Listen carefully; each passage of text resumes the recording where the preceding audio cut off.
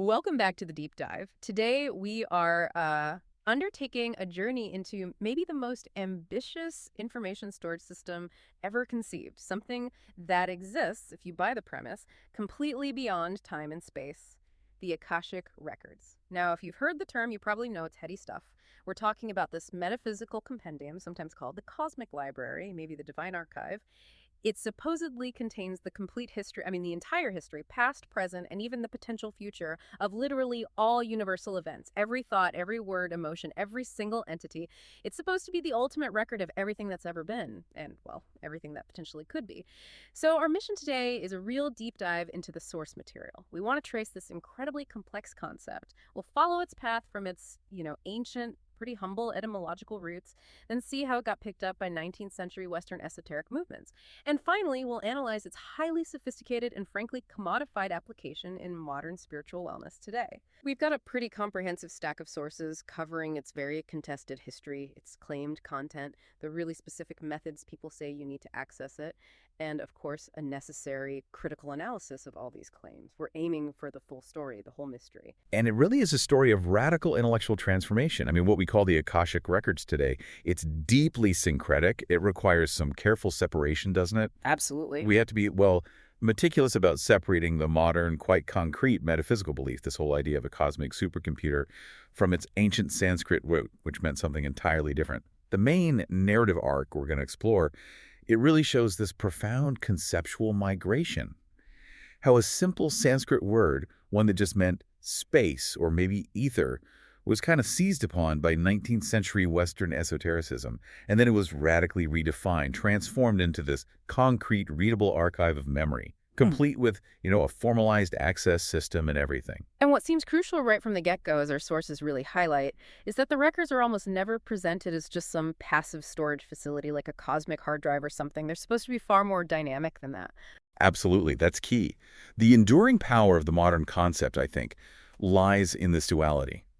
Proponents define the records not merely as, say, a repository where all actions and thoughts get stored, but they extend the definition much, much further. They actually say the records are the active, creative energy from which the entire universe has been birthed. Wow. So Okay. if you accept that definition, you're not just holding like a history book of reality.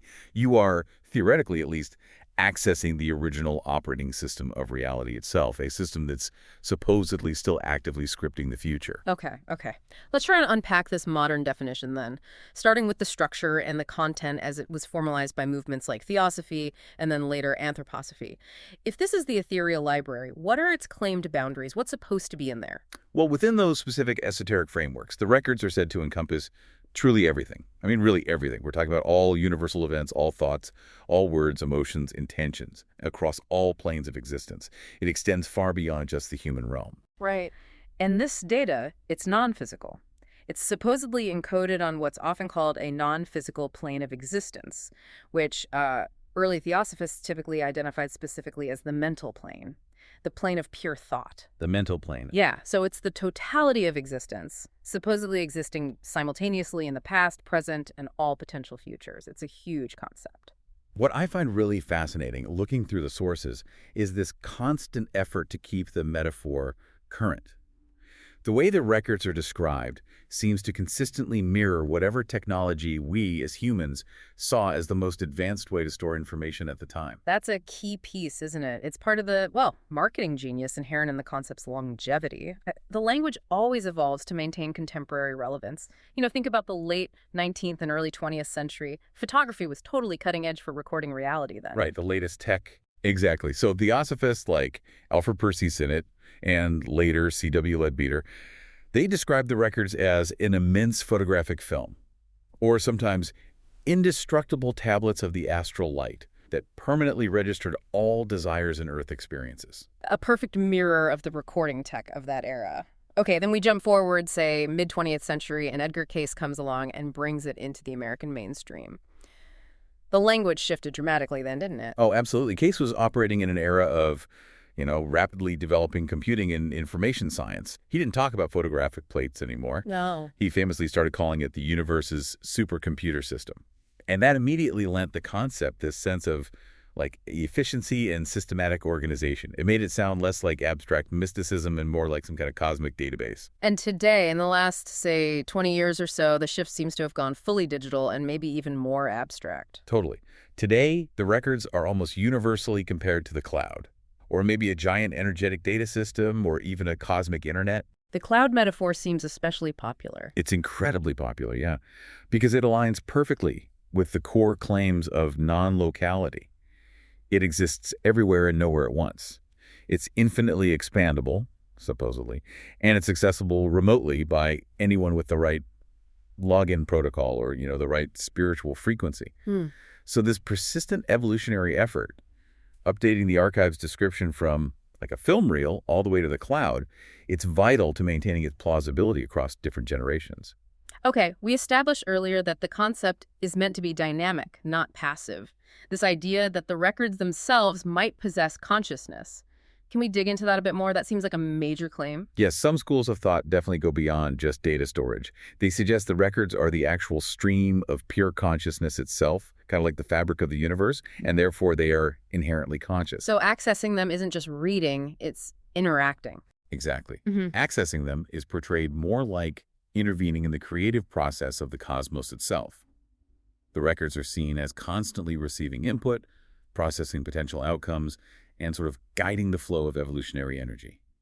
It's presented as the storehouse, the scriptwriter, and maybe even the actor all rolled into one. Okay, that's the modern, very complex idea. Yeah. Let's ground ourselves back in the etymology now. Where did the actual source word Akasha originally come from, and what did it originally mean in Sanskrit? Right. The original pre-theosophical meaning of Kasha, that's A-K-A-S-H-A, in Sanskrit is surprisingly simple. It just means space, sky, atmosphere, or sometimes translated as ether. Okay. In Hindu cosmology and also in Ayurvedic philosophy, it's considered a fundamental component. It's defined as the subtlest of the 5 great elements, the Panchamafutas. Right, the 5 great elements. Earth, water, fire, air, and then Akasha being the 5th, the most subtle one. Correct. It's considered the very first element to emerge from the absolute or pure consciousness. It's seen as the primary, non-physical container of all things, and its primary characteristic, its shabda, is defined as sound. It's the medium through which sound vibrates. And it's important to note, too, isn't it, that even within Eastern thought, the definition wasn't totally monolithic. The sources show different schools of philosophy kind of debating the actual nature of Akasha. Oh, absolutely. And this is crucial for understanding the sort of technical background before the Western interpretation took over. The different schools of thought had radically distinct interpretations. For example, you had the Nyaya Vaishika schools of Hinduism. Okay. They regarded Akshay as an independent, eternal physical substance, a dravya. They basically saw it as the necessary substratum for sound. Their logic was, if sound exists, something eternal must contain it. So like a fundamental building block. Yes. But contrast this with the Sankhya Yoga and Vedanta schools.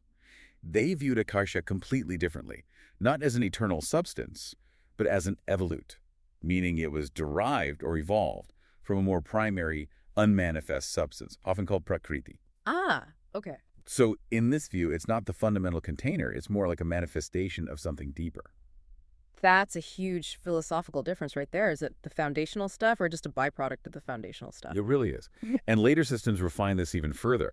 Buddhist schools, for instance, often divided the concept into akasa dhatu, that's limited space, like the space occupied by things, and ajatakasa, which is endless space, the unconditioned ultimate void. But the key takeaway across all these varied Eastern philosophies is consistent.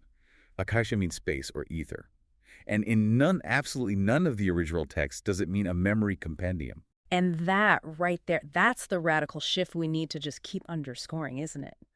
The modern concept of the Akashic Records as this memory archive bears absolutely no textual resemblance to the ancient idea of Akasha as just space. It is, without a doubt, a profound 19th century Western re-engineering. Our sources really stress that a radical change of meaning occurred.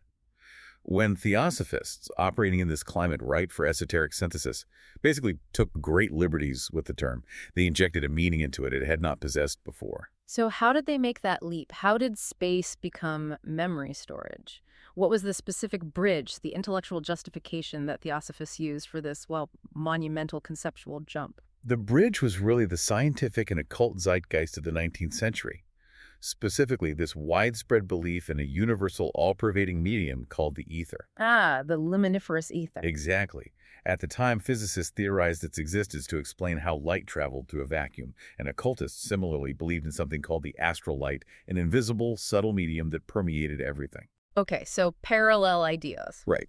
Theosophists basically seized on this shared concept. Mm-hmm. Their logic was, in a way, elegantly simple. If this unseen medium, whether you call it ether or akasha, permeates every single cubic inch of space, Right. and if energy, thought, and action are simply vibrations within this medium, then that medium must inherently record every single vibration that passes through it. It's kind of like ripples in a pond being permanently etched into the water itself. Okay, I see the logic trail there. And this idea led directly to that photographic film concept we mentioned earlier. The ether, or akasha, effectively became the film upon which all of reality was continuously recorded. Okay, so we've got a newly defined concept, space as memory. Now we need to trace the specific figures who took this theoretical bridge and really cemented it into a named structured system. Because this wasn't some ancient tradition handed down, was it? It was a modern kind of collaborative evolution. Absolutely. It really began with Helena Blavatsky, 1831 to 1891, the, formidable founder of the Theosophical Society. Yeah. She was definitely the one who introduced the Sanskrit term Akasha into Western occultism. She characterized it as the life force, the anima mundi or world soul, and even the cosmic root of life. Very grand terms. But she was maybe hesitant to give it that concrete archival title we use today. Crucially, yes. Blavatsky seemed much more inclined toward these sort of poetically abstract terms. While she talked extensively about the concept of cosmic memory and universal history, Right. she did not use the specific phrase Akashic Records.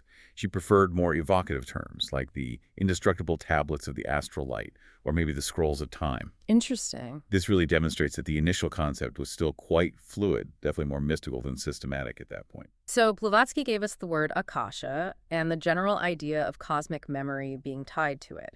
Who was the architect then? Who took that more abstract idea and formalized it into the specific readable archive that we think of today? That was really Charles Webster Leadbeater, a very prominent figure in the Theosophical Society after Blavatsky passed. Leadbeater was much more of the organizational mind, you could say. Okay. In his 1899 book, Clairvoyance, he formalized and explicitly named the concept. He was the very first person, according to our sources, to use the exact phrase Akashic Records and define them as a concrete archive that a trained occultist or a clairvoyant could specifically learn to access and actually read.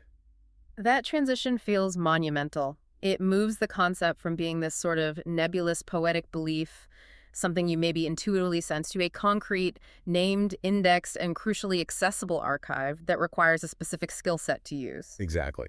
It gave practitioners a clear, objective goal and a standardized target to aim for. But, the concept really got a massive functional upgrade and kind of entered the realm of pseudo-history with Rudolf Steiner. Steiner, the founder of anthroposophy. He claimed direct personal access, didn't he? Unlike his predecessors, he didn't just theorize about the records. He claimed he was using them almost like a historian uses a primary source document. Steiner's approach was, revolutionary for the concept's development. He treated the records as this objective spiritual reference library that he could apparently consult to generate and then publish very concrete, though completely unverified, historical facts. He was essentially claiming to fill in the historical blanks that were left by secular history and even organized religion. What are some of the most specific, maybe tangible claims he generated from these supposed readings? Steiner generated literally thousands of pages of text based on this claimed clairvoyant research. Most famously, perhaps, he wrote extensively on the history, the culture, and the ultimate destruction of the lost continents of Atlantis and Lemuria. Right, Atlantis and Lemuria, big topics. Huge. And he detailed their language, their societal structures, their spiritual development with incredible, minute precision, all supposedly sourced directly from his reading of the records. And his attempt to sort of rewrite or supplement Christian history is maybe the most provocative example of this application, wouldn't you say? Absolutely. He claimed to have retrieved detailed episodes from the life of Jesus Christ that are just not found in the four canonical Gospels. He published this material, calling it the Fifth Gospel. The Fifth Gospel? Yeah. And this included specifics like, Jesus' childhood activities, his relationship with the Essenes community in Palestine, and even previously unreported conversations he supposedly had with figures like Mary Magdalene and Lazarus. So with Steiner, the records were transformed again from an abstract theory, Blavatsky, to a named archive, Leadbeater, to now a specific, readable source capable of generating new, tangible spiritual history. It really established a template for how the records could be used to challenge or even supersede existing historical narratives. And that sets the table perfectly, doesn't it, for the figure who arguably took this archive out of the esoteric library and placed it directly into the hands of the general public. Edgar Cayce. Edgar Cayce, Yeah. the sleeping prophet. Our sources consistently point to him as the single most important figure in popularizing the Akashic Records, especially in the United States. And he achieved this through what looks like a brilliant strategy of rebranding and repurposing. Cayce's primary challenge, you have to remember, was introducing this rather foreign, occult concept to a mainstream American audience, an audience which was often deeply religious and, frankly, quite skeptical of theosophy. Right. His genius was really in the rebranding.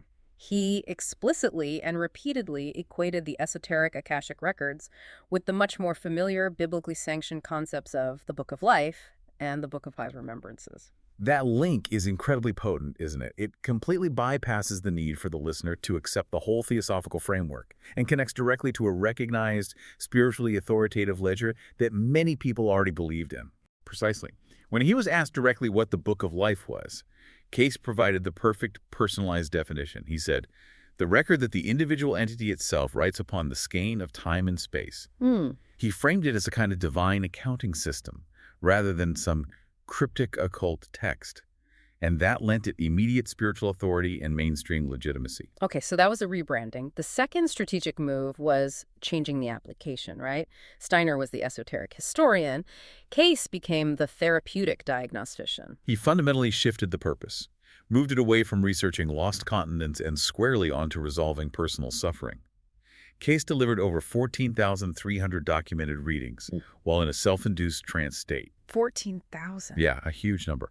And they focused primarily on holistic health, diagnosis, treatments for illnesses, and even vocational guidance. He claimed his information came from two main sources: the subconscious mind of the person being read, and of course the Akashic Records. Can you give us an example of how he repurposed the records for this kind of therapeutic use? Sure. A typical case reading might involve, say, a patient presenting with an intractable illness, or maybe a deep emotional block that therapy hadn't touched. Cayce would enter his trance, supposedly access the records, and often trace the root cause back to a specific action or trauma in a past life, essentially, a karmic debt. Ah, the past life connection. Exactly. For example, a person with a severe circulatory issue might be told they were, say, a Roman centurion who was unnecessarily cruel to slaves in a past life. The healing, therefore, required not just correcting the physical ailment through contemporary methods, but also addressing the spiritual debt incurred way back then. Okay. So this pivot from the occultist's abstract theory, Blavatsky, to the historian's archive, Steiner, and finally to this kind of psychic superpower for common healing, Cayce. It really created the foundation for the entire modern reading industry we see today. Cayce essentially democratized the concept by making it practical and focused squarely on personal healing and self-understanding. All right, now that we know who sort of built the archive, let's explore its claimed contents more deeply. It's described as the definitive ledger for karma, holding the complete and total history of every single soul. That's quite a claim. It is. And yeah, the idea is this comprehensive database includes every single action, every thought, every emotion, every intention across all lifetimes, right from the very beginning of a soul's journey. This incredibly vast scope is what makes it the underpinning for the modern metaphysical understanding of karma and soul purpose. So if it serves as the ultimate karmic ledger, how does that translate into, say, a reading session today? How do modern practitioners use this deep past to explain modern problems people face? Well, the records are used as a kind of sacred diagnostic tool. Practitioners aim to identify things like unfinished business or maybe promises, wounds, or lessons left over from past lives. This becomes the explanatory framework for all sorts of modern phenomena. Like, why do you struggle with abundance? Well, perhaps you took a vow of poverty in a monastic past life. Why do you have crippling social anxiety? Maybe you were persecuted publicly in a previous incarnation. The answer for these recurring challenges or hidden patterns, or even strong, inexplicable connections or repulsions to other people's soul groups, they're often called, is supposedly found in the karmic debt or contracts stored within the records. And we noted earlier that this concept sometimes extends beyond just the individual to the entire family unit as well. Absolutely. The concept of ancestral karma is often layered right on top. This suggests that unresolved energetic patterns or emotional themes, or even debts carried by your family lineage, can still create blocks for you today, even if you weren't personally present during the original event. The records supposedly allow the practitioner to trace that pattern backward through generations. What's really clever, though, and maybe commercially critical for the whole self-help market, is the reframing of karma itself. It doesn't seem to be presented as this passive, inescapable destiny you just have to endure. This is the crucial modern pivot, definitely. The older, more Eastern model often views karma as a somewhat passive, deterministic law, almost like a fate you have to endure and balance out through reincarnation cycles. Right. The modern Akashic model treats it quite differently. It treats it as an actionable, diagnostic problem. The issue isn't really the karma itself, it's the resulting block or pattern that it created. So the records become the tool to find the specific root cause, and then the idea is you can actively heal it or transcend it. It makes karma a dynamic lesson to be learned, rather than just a passive fate to suffer through. Okay, let's turn to the future component then. How can a historical archive possibly contain the future without negating the whole idea of free will? Because free will seems central to the empowerment model they're selling. Yeah, proponents are always very meticulous, very careful in clarifying that the future component is explicitly not fixed or set in stone. I mean, if the future were predetermined, there'd be no point to having a reading, right? Free will would just be an illusion. So what exactly are they claiming to see when they look at the future in the records? They describe it as viewing what are called potential paths, or maybe the most likely outcomes, based on an individual's current energy, their choices, their beliefs, and their level of spiritual consciousness right now. Ah, This is where that weather forecast analogy becomes really indispensable for them. A forecast tells you what's likely to happen if current atmospheric conditions persist, but you always have the agency to change things. Grab an umbrella, choose a different route, reschedule your picnic. got it. So the idea is every conscious choice you make, every realization you achieve, fundamentally updates your personal record and therefore alters your probable future. The records in this model are positioned purely as a guidance tool. They might highlight the path of least resistance towards your highest good, but the individual still have to take the steps. This non-deterministic model fits perfectly with the contemporary self-help ethos of empowerment and self-responsibility. Now, one of the primary contemporary applications of this whole system seems to revolve around the concept of soul contracts. These agreements supposedly made for spiritual development. Can you tell us more about those? Right, soul contracts. They're described as these high-level energetic agreements that the soul enters into, either before or during an incarnation, specifically for the purpose of learning, growing, and experiencing certain emotional challenges. Practitioners identified two distinct types, and separating them is really key to the therapeutic intervention they offer. Okay, let's start with the intentional ones, the ones that are supposed to be beneficial agreements. These are typically called the in-between life contracts. They're seen as positive, intentional agreements made by the infinitely wiser or higher aspect of the soul before it incarnates into a specific life. They're supposedly designed to ensure the soul gets the necessary, often quite challenging experiences it needs to accelerate its growth. For instance, a soul might contract to meet a certain person, specifically to help them heal deep-seated issues around, say, abandonment, knowing full well the encounter will probably be painful but ultimately expansive. Right, and then there are the other kind, the limiting ones, the ones that presumably need to be addressed in a reading. Exactly. These are generally called past life vows or past life contracts. These are described quite differently as unconscious, limiting, and often negative contracts made by the human form during a moment of intense trauma or fear or maybe profound misunderstanding in a past life. These are believed to be the source of many modern-day energetic blocks. What are some common examples of these limiting contracts that practitioners say they find? Oh, highly common examples found in readings are things like the vow of poverty or scarcity. This is often supposedly taken by mystics or healers in the past who feared earthly wealth or believed it was unspiritual. Or maybe a vow of isolation, perhaps taken after a terrible betrayal or loss as a way to protect oneself. Or even a vow of self-punishment, taken out of deep guilt after causing harm to others. They're essentially framed as archaic survival mechanisms that the soul, for whatever reason, never got around to canceling. Wait, hang on. How does an unconscious vow made maybe in a state of fear back in the 17th century still have spiritual authority over, say, a person's ability to earn money today? That seems like a stretch. Well, that is precisely the premise of the therapeutic model. Proponents argue that the soul operates on a higher plane, where all agreements, whether they were conscious or unconscious when made, hold spiritual weight until they are formally and consciously revoked. Hmm. So the vow acts like this kind of energetic directive, forcing the soul to continually manifest scenarios that honor the original, even if archaic, contract. So, for example, the person who supposedly made a vow of poverty way back when will unconsciously sabotage their financial success today to, in a way, honor that deeply stored agreement. So the Akashic Records reading provides the means to identify the specific wording and context of that ancient limiting contract. What happens next in the session? Right, this leads to the critical therapeutic moment. The weeding identifies the limiting vow, brings it out of the subconscious darkness and into conscious light. The practitioner then guides the client through some kind of protocol to formally and spiritually revoke that old, unhelpful contract. This often involves a specific prayer or a statement or maybe a visualization ceremony. Okay, revocation. Then what? After the revocation, the client is guided to create a new, conscious, and empowering contract in its place. For instance, changing that archaic vow of poverty into a conscious contract of abundance or self-worth. This supposedly sets a new energetic directive for the soul moving forward. You know, that really is a sophisticated metaphysical model for psychological healing. It sounds very much like cognitive behavioral therapy, CBT, just dressed up in spiritual language. It's a profound analogy, isn't it? This framework offers a sophisticated spiritual pathway that mirrors CBT's core concept of reframing limiting beliefs. Instead of seeing, say, a personal failure or an internal weakness as the source of your financial or relationship struggles, Right. the individual gets to reframe their suffering as being caused by an archaic external contract that can now be spiritually revoked.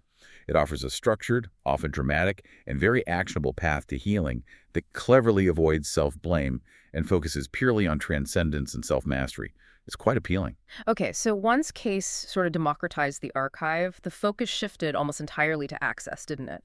The claim now is that access is a birthright and that basically anyone can learn to do it, provided they meet certain energetic prerequisites. Things like grounding, having clear intention, and releasing ego, doubt, and resistance. Yet this birthright claim is absolutely essential for the democratization of the modality.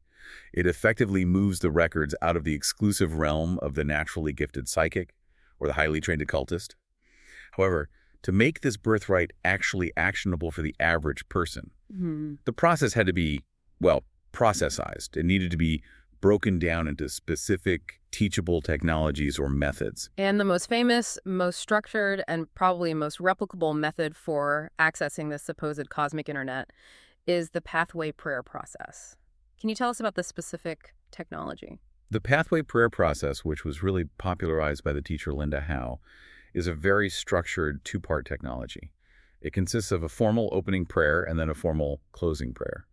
This formalized structure is specifically designed to move access away from being an unreliable psychic gift Right. and transform it into a ritualistic, replicable skill that can potentially be caught in, say, a weekend workshop or through a book. Okay, let's analyze the opening prayer first. Right. What are the key components of this formal invocation? What's it supposed to do? The opening prayer serves several distinct purposes. It's meant to set a sacred boundary, raise the vibrational energy of the reader, and clearly establish the intention for the reading.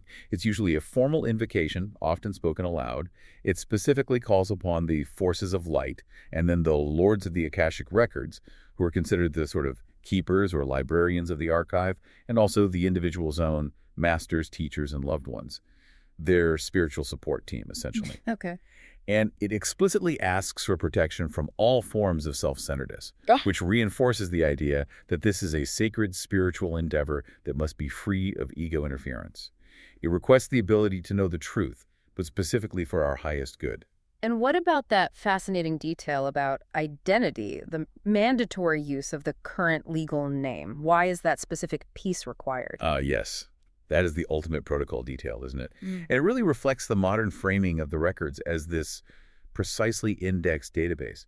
The prayer requires the user to repeat parts of the invocation silently, using their full legal name, sometimes even 3 times. Why the legal name? Proponents explain this is because the legal name is the specific energetic access key. or the unique identifier associated with the soul's present incarnation. The records are claimed to be indexed by this legal identifier, supposedly ensuring the reader only accesses their own record, or the record of someone for whom they have received very specific formal permission. So the legal name effectively acts as the digital password in this cosmic internet analogy we keep coming back to. Okay, so once the reading is complete, the closing ritual is equally critical, isn't it? Absolutely. The closing prayer isn't just seen as being polite, it's considered energetically essential. It's a formal thank you to all the invoked entities, and it serves as a necessary ritualistic sealing of the energetic portal that was opened. Sealing the portal. Yes, the closing line, "The records are now closed, amen," is typically repeated 3 times.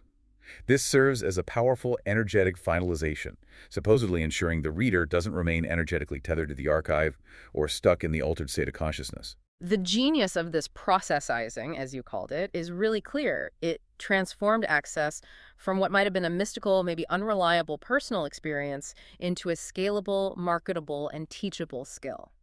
Exactly. It made the practice seem accessible and reproducible to a much wider, non-occult audience who often need and appreciate structure. It gave the students specific steps they could follow and measure their progress against, creating a clear educational pathway. And that's absolutely central to its contemporary market success. Now, beyond this formal prayer process, access also seems to rely heavily on achieving specific altered states of consciousness. What's the main goal in terms of the mental state required? The goal is always, fundamentally, to quiet the conscious, analytical, egoic mind, what's often associated with the beta wave brain state, and drop into deeper brainwave states. Typically, they aim for alpha, which is relaxed and meditative, or even theta, which is associated with deep relaxation and dreaming. This altered state is considered the necessary gateway or portal to the records. What are some of the specific techniques people use to induce this state? Well, guided visualization is extremely popular. The practitioner is often guided to visualize themselves entering some kind of sacred space. This frequently takes the form of imagining walking down a long staircase, maybe into an immense library, sometimes described as being made of marble or crystal. Right, the library metaphor again. Exactly. And there, they supposedly retrieve their soul-specific book or record from a seemingly infinite shelf. Other widely used methods include the repetition of sacred mantras, like Om, which helps to anchor the consciousness, simple breath awareness and mindfulness techniques, and also specific chakra focus. Chakra focus. Which ones? Some advanced practitioners specifically target the soul star chakra, an energy center purportedly located about 6 inches above the crown chakra. They define this specific chakra as the precise, dedicated gateway to the records. And this model also explicitly links the subconscious mind to the whole process, especially when people use hypnosis techniques, right? Yes, the hypnosis model is very explicit in many approaches. Guided hypnosis is used specifically to bypass the conscious critical mind and quickly achieve that theta state, which naturally allows access to subconscious material. So what's the role of the subconscious in this model? In this interpretation, the subconscious mind isn't just the source of imagination or random thoughts. It's seen as the essential interface. It acts like the modem or the translator that takes the supposedly high-vibration, non-material information coming from the records and translates it into images, language, or feelings that the conscious mind can actually understand and process. And this inevitably is where the debate lands, isn't it? For proponents, the subconscious is the translator. For skeptics, it's the source itself. Precisely. For the critic, this whole subconscious gateway model basically confirms their view that the practitioner is simply accessing their own internal landscape, their imagination, their intuition, maybe wish fulfillment, or even deeply buried memories, or perhaps tapping into Jung's collective unconscious. And they're mistaking this deeply personal, subjective, internal information for some kind of divine external library. So by the time we get to the 21st century, the records have pretty much successfully completed their journey. They've gone from being this niche occult theory to a genuinely mainstream spiritual modality. They're now fully integrated into the self-help, coaching, and general wellness industries. It really is the ultimate migration, isn't it? From the secretive library of the gods right into the life coach's toolkit. We see Akashic record readings offered by seemingly everyone now, Reiki masters, tarot readers, professional life coaches, you name it. How is this modality actually marketed today? What's its unique value proposition in what's become a very crowded spiritual marketplace? It's typically marketed as the ultimate level spiritual diagnostic tool, sometimes positioned as a genuine court of last resort for life's most intractable recurring problems. It specifically targets individuals who feel profoundly stuck or maybe disconnected from their life purpose, or those who believe that their struggles have roots far deeper than could possibly be addressed by conventional means like therapy. It's often explicitly positioned for when therapy just isn't enough. And what are the specific claimed benefits that are supposed to justify this ultimate level authority? What's the promise? The claimed benefits are usually centered on profound root-level healing and understanding. This includes things like understanding and finally healing karmic patterns, resolving deep emotional blocks that might be linked to past life trauma, like those vows we talked about, gaining crystal clarity on one specific soul purpose, improving relationships by understanding the underlying soul contracts, and generally enhancing intuition.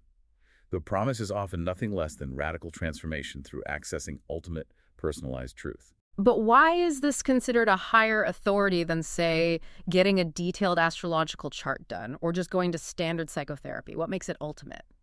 It comes down to the claimed depth of access. Yeah. Logic and conventional therapy, within this framework, are often framed as dealing only with this, life issues, the surface stuff. Astrology might define potentials and timing. The records, however, claim to bypass all those superficial layers entirely. They claim to access the deeper foundational past life or maybe even ancestral root cause of the issue, thus providing information from a supposedly higher source of authority and certainty, the soul itself, or the lords of the records. It's presented as the difference between just treating a symptom and actually treating the metaphysical genesis of the symptom. Okay. To clarify that unique role, let's quickly detail the differences again, comparing it with other similar metaphysical practices, as the sources often do. Right, it's helpful to distinguish between the source of information, the goal of the practice, and the approach used. Yeah. So, a standard psychic reading, for example, typically relies entirely on the practitioner's own intuitive senses, clairvoyance, clairaudience, maybe spirit guide connections. Its goal is usually more about situational guidance and maybe short-term predictions. What's next to my career? Or should I move? Okay, situational. Then you have past life regression, PLR. This sources its information primarily, if not exclusively, from the client's own subconscious mind and whatever fragmented memories surface. The goal is generally emotional healing through direct experience, and the approach is very experiential. The client actually relives or witnesses the past life themselves, which can sometimes be quite traumatic, but also potentially highly cathartic. And the Akashic reading sits where in relation to those two? The Akashic reading claims to source its information from the soul's total archive, which is supposedly managed and filtered by the lords of the records. The focus is specifically on the big why questions, soul lessons, karmic patterns, life purpose, generally not daily predictions. Right. And the approach is primarily informational and healing-oriented. The reader acts more like a translator or a conduit, telling the client what is supposedly in their record, providing this objective narrative that the client can then use for healing and understanding. So it sits distinctly between the situational guidance of a standard psychic reading and the deep, direct experiential healing of PLR. This esoteric model seems highly adept at absorbing concepts from other fields, like psychology, to legitimize itself. We see this particularly with Carl Jung's theory of the collective unconscious. What's the perceived overlap there, and how do proponents typically handle that comparison? Yeah, the comparison is almost inevitable, isn't it? Because Jung's collective unconscious, which he described as a deep space of psychic phenomena shared by us all, containing universal archetypes, sounds, on the surface, very much like some kind of universal database. So it's often cited by proponents as a kind of scientifically respectable parallel to the records. But proponents don't just let it stand as an equal comparison, do they? They tend to use a system of, hierarchical subsumption. Exactly. The esoteric model is cleverly designed to always claim the higher ground. Proponents will often claim the records are of a higher vibration and that they actually incorporate the collective unconscious, but they relegate it to a lower hierarchical level within the spiritual planes. Lower level, how? Specifically, they often map Jung's collective unconscious to the first, second, and maybe third astral planes, the realms of human thought forms and archetypes. The records themselves, they claim, permeate the higher, purer planes, maybe the fourth through seventh, and are imbued with angelic energies and higher consciousness. So the collective unconscious merely stores the lower human stuff. It's a clever rhetorical move, essentially. Yes, Jung was right about the basement, but we have access to the penthouse. Precisely. It allows them to agree with the psychological framework on one level, while simultaneously claiming access to a more comprehensive, higher vibrational truth. Yeah. This helps solidify their claim of being the ultimate level spiritual authority. And speaking of borrowing authority, the modern concept also strategically ties itself to multiple world religions, doesn't it? Yes, proponents often stress the universality of the core concept by drawing parallels to established authoritative systems from major religions. The most common ones cited are the Judeo-Christian Book of Life, which is said to record human deeds for judgment, Right. the ancient Egyptian Hall of Two Truths, where the heart deeds was weighed against a feather, and of course they always circle back to the original Hindu concept of Akasha, even though the meaning was changed. And this leads us right back to what seems like the most critical modern marketing strategy, the non-denominational appeal. This is absolutely fundamental to their market penetration today. Huh? Practitioners constantly emphasize that the records transcend organized religion. Hmm. They're described as non-denominational and explicitly not owned or governed by any one religion or doctrine. Mm. This is an incredibly powerful appeal, especially to the rapidly growing spiritual but not religious demographic. It offers the gravitas and the promise of divine knowledge, like a sacred text, but without the perceived political baggage, the ideological constraints, or the dogma of established faith systems. It creates a powerful, non-exclusive spiritual product that fits perfectly within the modern wellness industry. Okay, to maintain the integrity of this deep dive, we absolutely must address the critical perspective. I mean, the very existence of these records relies entirely on accepting an unseen, non-physical plane of existence and the, frankly, unproven ability of the human mind to clairvoyantly interface with it. What is the consensus critical position on all this? Well, the skeptical position is fundamentally based on the complete lack of empirical, verifiable evidence. Critics tend to assert pretty bluntly that the records only exist in the imagination of the theosophists who concocted the idea. Harsh, but clear. Yeah, they point out that there is simply no verifiable, repeatable evidence for the existence of the records themselves, or the astral plane, or the ability of anyone to actually access them, other than purely anecdotal, subjective eyewitness accounts. So the subjective experience of the reader, that feeling of truth or the shift inside my mind that people report, that doesn't count as objective empirical proof from a skeptical standpoint. No, absolutely not. That intense personal feeling, often described as happening within an altered state of consciousness, is seen as having no bearing on whether or not the records are objectively true. From a psychological perspective, the information received is often categorized as a form of transcendentalism, the belief that profound truth can be found solely through intense feelings, intuition, or altered states, rather than through objective external reason or repeatable testing. So the skeptic argues the information is simply internally generated imagination, memory, intuition, not externally retrieved from some cosmic library. This leads us to what might be the most intriguing aspect of the whole debate: how the concept itself seems structurally protected from scrutiny. The very rules of accessing the record seem to make the whole thing inherently unfalsifiable. This is the ultimate defense mechanism, isn't it? It's what you might call a self-sealing concept. Hmm. The rules created by the proponents essentially guarantee that any serious, skeptical inquiry is basically doomed to fail from the outset. Let's consider a hypothetical scenario. Say, a researcher attempts to verify a specific historical fact, supposedly pulled from the records, maybe a detail about the clothing or architecture on Atlantis, Okay. and finds it factually wrong based on actual archaeological evidence or historical consensus. What happens then? The proponent can simply say, well, the reader must have been untrained. Or perhaps they were accidentally accessing lower astral plane and they were only reading their own imagination, or maybe just astral pictures rather than the actual pristine records. The failure is always placed upon the reader, not the system itself. The archive remains infallible. And there's a second structural defense, too, related to the access protocol itself, that requirement to release doubt and skepticism. Yes, exactly. The explicit claim that doubt, skepticism, and ego actively prevent proper access creates this perpetual, built-in barrier to objective testing.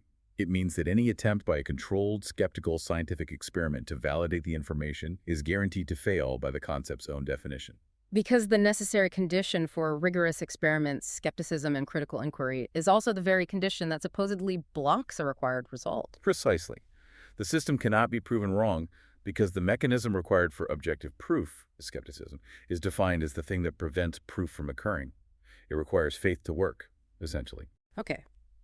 Despite this fundamental reliance on faith, proponents have made some significant recent attempts to kind of update the concept using the language of modern science, particularly quantum physics. Can you talk about that? Yes. This is the modern rebuttal strategy, led strongly by the work of the Hungarian philosopher Ervin Laszlo and his concept of the Akashic field or a field. The underlying strategy here is clearly to borrow the linguistic authority and prestige of science by associating this metaphysical concept with phenomena that contemporary physics still struggles to fully explain. What are the specific scientific parallels they try to draw upon to make this claim sound plausible? They typically cite three main concepts from physics. First, the zero-point field, or quantum vacuum. This is technically the lowest possible energy state of a quantum system. Laszlo and others argue that this universal field could actually be the non-material medium for information storage and transfer across the cosmos, basically serving the same pervasive recording function that Akasha was originally repurposed for. Okay, the zero-point field. What else? Second, they often bring up the holographic universe theory. This is a highly theoretical idea in physics, suggesting that our perceived 3D reality might actually be a projection from information encoded on a distant 2D surface, much like a hologram. The key idea they latch onto is each part containing the whole. Right. Proponents use this as a structural parallel, arguing that the records are like that 2D surface, and all information is stored everywhere simultaneously, just as even a broken piece of a hologram still contains the entire image. Interesting analogy. And the third one? Third, they often cite theories of non-local consciousness and memory. Proponents use anecdotal evidence, the most famous being cases of organ transplant recipients who allegedly developed the memories, tastes, or personality quirks of their donors to suggest that memory is not stored solely within the physical brain. They argue this points towards consciousness and memory being non-local, meaning stored externally in some kind of universal field, which they then equate with the Akasha or the Akashic field. So what is the scientific community's critique of this attempt to co-opt the language of physics for a metaphysical concept? Well, the general critique labels this practice as classic pseudoscience, and more specifically as committing a category error. Scientists argue that proponents are taking highly specific, often mathematically defined terms from quantum mechanics like non-locality or zero-point field, and applying them very loosely, metaphorically, and ultimately incorrectly to a metaphysical concept that has absolutely no mathematical basis or empirical support. So the link isn't really there. The implied scientific basis simply does not exist.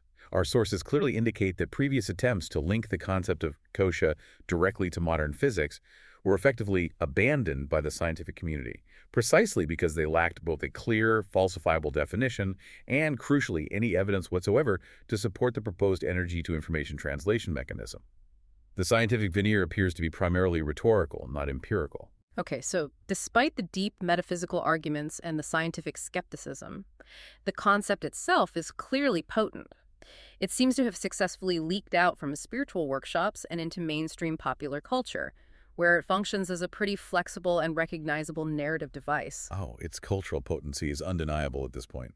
The term Akashic Records is now used almost as shorthand across multiple media, music, books, games to signify ultimate knowledge or maybe lost history, or sometimes even the source code of reality itself. Can you give us some specific examples of its use in popular media? Sure, we see it in music, for instance. Prince famously incorporated the term Akashic Records throughout his 2001 concept album, The Rainbow Children. He used the records as a kind of spiritual witness to collective history and trauma, particularly referencing the history of slavery in the U.S. in that context. Okay, Prince, what about books or comics? In literature and comics, the concept is a fairly popular trope. It appears explicitly in Japanese light novels like Akashic Records of Bastard Magic Instructor. And in Valiant comics, the character Obadiah Archer can apparently access the Akashic plane to instantly download and mimic all known human and even superhuman abilities, making it the ultimate power-up device in that universe. Instant skill download. Nice. Yeah. And it's deeply embedded in video game lore too, right? Oh yeah, often as the central organizing principle of the game's entire cosmos. In games like Phantasy Star Online 2, the Akashic Records are explicitly featured as the multiverse's library, the repository containing the history of all species and timelines. In RPGs like Chronicles of Illyria, accessing the records is sometimes tied to obtaining enlightenment or regaining lost world memory. So basically, as a plot device, it neatly simplifies really complex ideas about memory, time, history, and power. It really does. It allows writers to conveniently inject plot exposition, oh look, we found the lost history in the records, or provide instant character power-ups, like with Archer, or It can just serve as a flexible philosophical framework for exploring themes like time travel, destiny versus free will, and the nature of collective consciousness. Its continued presence in entertainment certainly ensures the concept remains culturally familiar, regardless of what an individual listener might personally believe about its reality. Hashtag #outro. Well, we've definitely concluded a full deep dive today, haven't we? We've traced the entire story of this sprawling, fascinating mystery. We started way back with the ancient Sanskrit word akasha, meaning just simple space or ether, and then we witnessed its truly radical transformation. It moved from being a 19th century esoteric invention, largely kicked off by Blavatsky, then it was solidified into a kind of spiritual historian's research archive by Steiner, and finally it was brilliantly democratized, rebranded using familiar terms like the Book of Life, and completely repurposed as a personal therapeutic modality, largely thanks to Edgar Cayce. Yeah, the concept's enduring genius really lies in its incredible adaptability, doesn't it? Yeah. It continually updates its technical language, moving from photographic film analogies to the much more modern, efficient, non-local structure of the cloud. Mhm. And it strategically positions itself as the ultimate spiritual diagnostic tool. It promises solutions to deep existential problems that maybe logic and conventional therapy seem unable to reach, precisely by claiming to target the specific past life root cause of our modern suffering. The Akashic Records really represent a truly powerful modern success story in the spiritual marketplace, you could say. It manages to borrow legitimacy from both established spiritual authority by linking itself to the familiar, biblically sanctioned Book of Life, and simultaneously from cutting-edge scientific theory through things like the Akashic Field, and borrowing quantum physics jargon, even if inaccurately. And critically, at the same time, it has these operational rules built right in the necessity of faith, the dismissal of contradictory evidence as imagination, the inherent unfalsifiability of his core claims. These rules strategically protect the system itself from any real empirical challenge or skeptical critique. It makes it perpetually improvable, but also, in a way, impossible to fully dismiss based on its own internal terms. Which leads us to our final provocative thought for you, the listener. Since the Akashic Records are fundamentally protected from empirical validation, since the question of its objective truth probably cannot be answered definitively, perhaps the core mystery shifts. Maybe the most interesting question is no longer, does this cosmic archive actually exist in the way its proponents claim? But rather, what is this widespread modern belief, this deep conviction that our collective history, our mistakes, and even our potential future paths are all stored externally, just waiting to be retrieved for guidance and healing? What does that belief itself reveal about our modern human desire? Think about the immense power and maybe the comfort inherent in the metaphor itself. The idea that your suffering isn't just random noise or some personal flaw, but perhaps a traceable, correctable, energetic contract, all neatly written down and recorded in the benevolent cosmic archive of the universe. It provides a framework for profound clarity and meaning, especially in an era often characterized by complexity and uncertainty, regardless of its ultimate metaphysical truth. And that, in itself, is a powerful form of knowledge to consider.